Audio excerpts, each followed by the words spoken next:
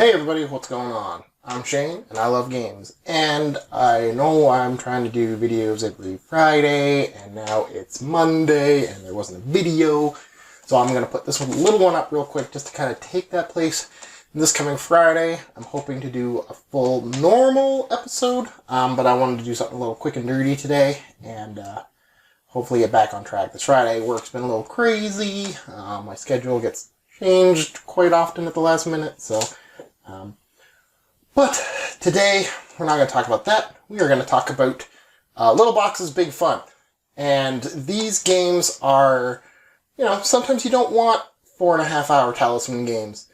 Sometimes you just want something a little bit quicker, maybe some filler games. Or maybe you're just having a big party and you have a bunch of people over and you want to have a good laugh. These games will do that. Now, I want to preface that most of the games in this pile are not family friendly. So use your discretion when purchasing these games. Know your audience. Know your role. And I'm going to start with what's probably the granddaddy of all the current party games. That, of course, is Cards Against Humanity. This is definitely not family friendly. This is probably one of the most adult games that are out there right now. You got to have the right crowd to play this game. It can get pretty dark. But this game really kicked off the modern adult party game, trend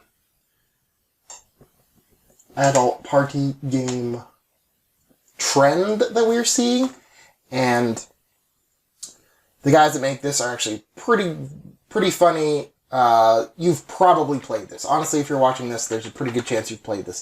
This is the base game. There are tens of thousands of cards for this game now, and their marketing is absolutely genius. 1 year on their website, they sold freeze-dried cow poop and mailed it to people, and when people got the freeze-dried cow poop, they were up in arms like, why did you send me poop? And it's like, well, because you bought it.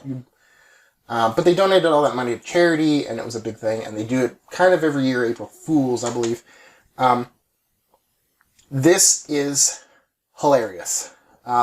So, basic rundown. One person is the judge. They have what is called the cards are, and they have a card, and they put it on the table, and it may say something like, yesterday I put blank on my sandwich. And everyone has a mitt full of filler cards, which will fill the blank of that card, and they have to pick which one in their hand they think the judge, or the cards are, will think is the funniest. And it can get pretty crazy. This is dirty apples to apples. That being said, apples to apples, if you play it right, can be pretty dirty too.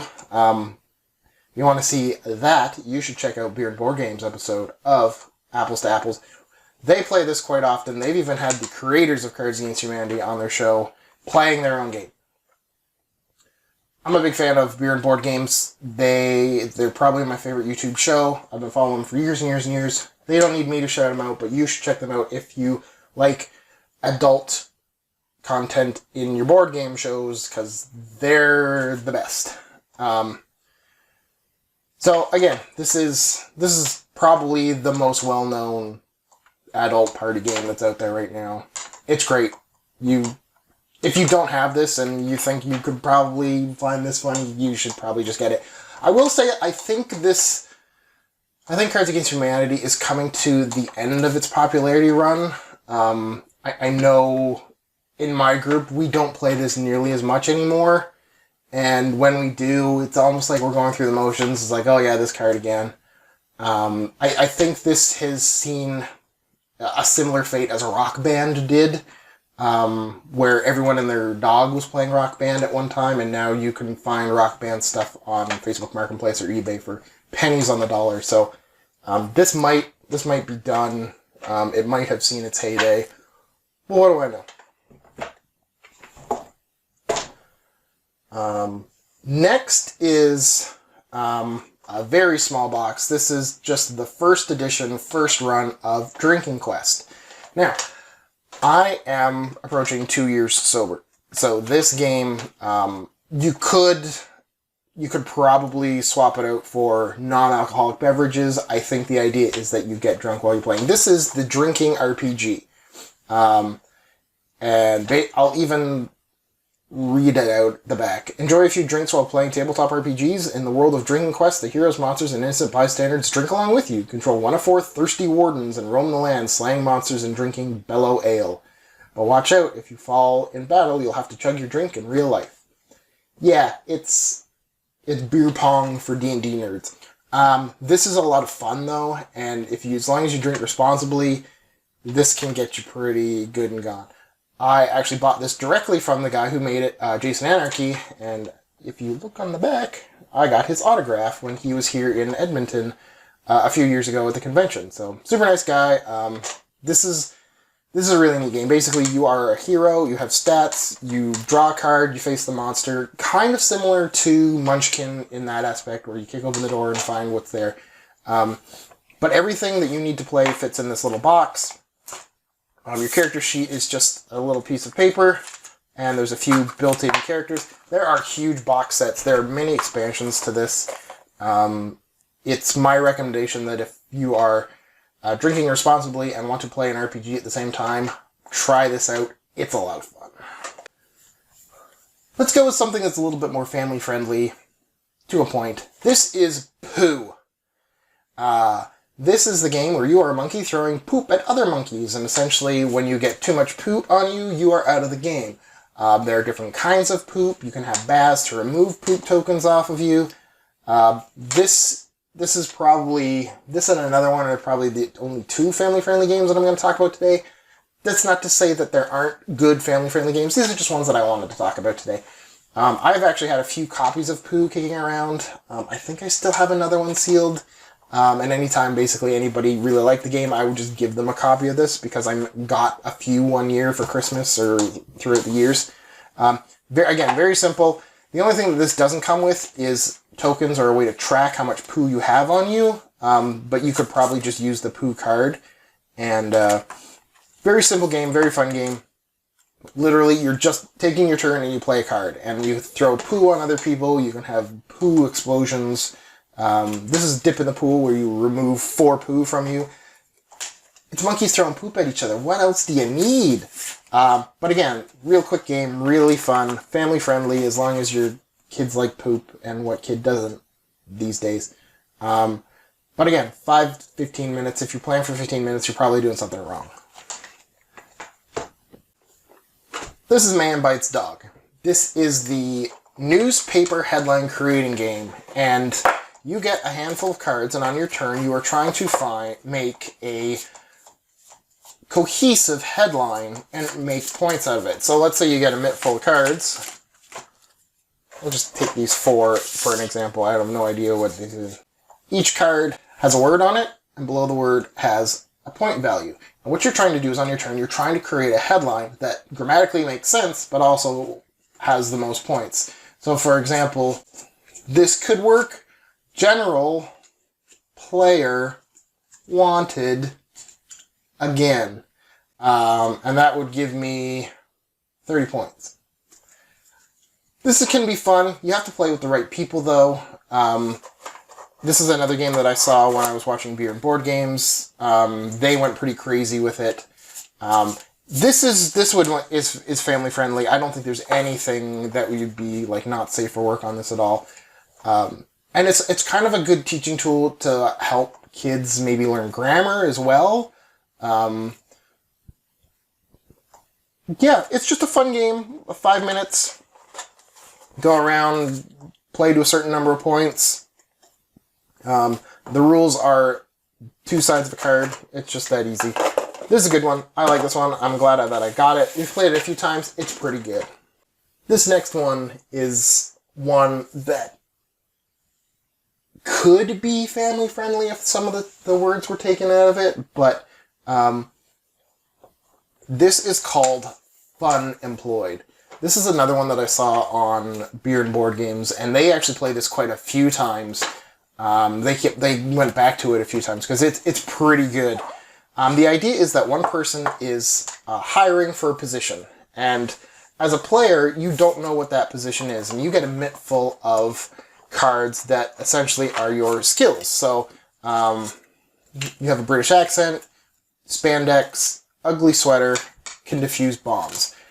Now, together, these make absolutely no sense, but it's your job as the player to make them fit.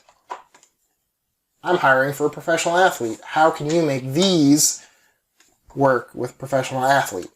And it takes a little bit of quick thinking and even like a little bit of role playing. You definitely have to have a good wit and a good imagination to play this game. We love this game. Actually, our buddy Tom is the best at this game, and we don't want to play with him because he's so good that he just wins every time. And essentially, at the end of the round, whoever is the person doing the hiring picks the best candidate for the job. Surprise, surprise. Part of it is a lot of, myself included, and my friends are all retail warriors, and interviews are not fun. But this one is pretty good, and it really puts you on your toes. I really love Fun Employed. This is one that we try and play. If we're having like a party game night, this one we go to quite often. Unless Tom is playing, because he's really good at it, and we don't want to play with Tom. Lastly, in this video, I want to talk about probably my current favorite party game, and that is Jokey Hazard. Now, this is made by the same people that do Cyanide Happiness. This is on the same level as Cards Against Humanity in the not family-friendly level. This game is absolutely hilarious. If you've ever seen the Cyanide and Happiness cartoon online, it's a comic strip. Essentially what you're doing is one player is the judge. They put out 2 panels of the comic. You, as a player, pick the third, very much like Cards Against Humanity.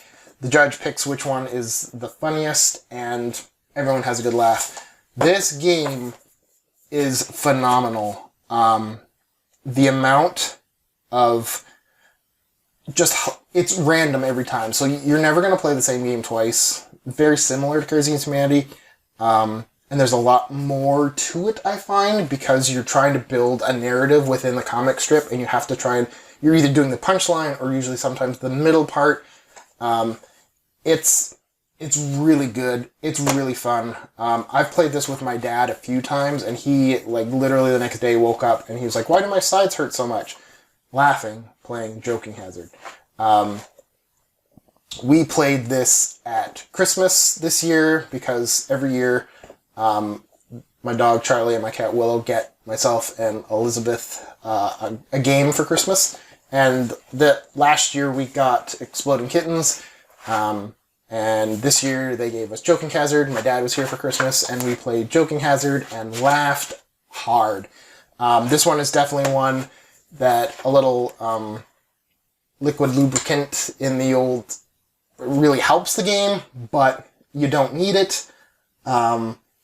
This is really fun. This one you can play for a while. Basically, you can play until whoever gets to X amount of points wins, or you just keep playing until you're sick of it. Generally, that's what we do, is we just play until we're done, and we end up dying laughing. So, this is probably my favorite party game right now. My recommendation is, I think there's a couple of expansions out for this now. The base game is great, and we've played it a few times, and I don't think we've seen anything repeat. It'd be very difficult to see a repeat on this game. But there you go, quick and dirty, just a couple of party games, some family friendly, most of them are not, because we're adults and we like fart jokes. I hope you found this video interesting. I hope that you like some of these games. Maybe you've never heard of them. Definitely check them out. Check out your local game stores first. Give them your money before you give it to major corporations that may not treat their employees right. That being said, I'm the Shane Mac. Just remember, there's always a bigger fish.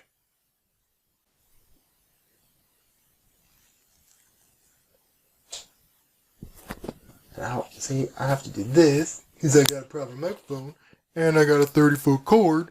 Let's hope this works. I'm not doing it again.